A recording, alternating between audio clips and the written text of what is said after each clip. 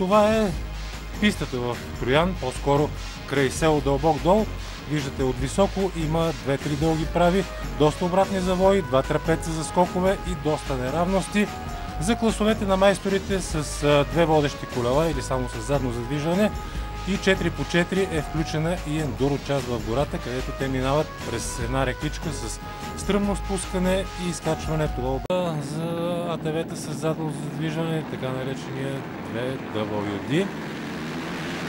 Решителен трети манш, отново 30 състезатели на старта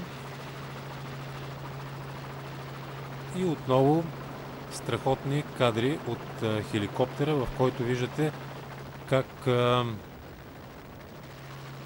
фаворитът Елико Охана, въпреки че малко изостана на старта, успя само за стотина метра да изпревари своите конкуренти и да лети атрактивно на трапеца.